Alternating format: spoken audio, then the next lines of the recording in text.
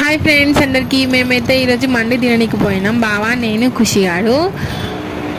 First అయితే మేము చికెన్నే అంతగానం తినకపోతుండే, కొంచెం అట్లా అట్లా తింటుండే. తర్వాత మా అన్నయ్య బయట చికెన్ బిర్యానీ ఇట్లా తింటుండే. ఇంటికి వచ్చి మా చెల్లె మనం బిర్యానీ వేసుకుందామంటే నాకు అప్పుడు చేయనికి రాకపోయేది.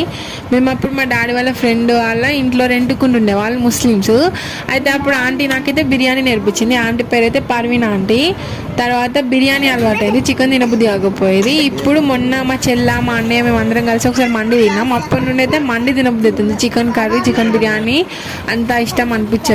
ఇప్పుడైతే మండి అలవాటైంది, ఇప్పుడైతే ఎక్కువ మండి నచ్చుతుంది. మీకైతే బిర్యానీ ఇష్టమా, చికెన్ కర్రీ ఇష్టమా, మండి ఇష్టమా, ఏది ఇష్టమో అది కామెంట్ చేయండి ఫ్రెండ్స్. మా చిట్టి తల్లి అయితే పైన కూర్చొని తింటుంది, ఎలా తింటుందో చూడండి. నాకైతే ఒక బుక్క తినిపించింది. మా చిట్టి తల్లి కంటే నేనైతే ఫుల్ ఇష్టం. నాకు తినిపించిందని బావ కూడా తినిపిమంటుండు.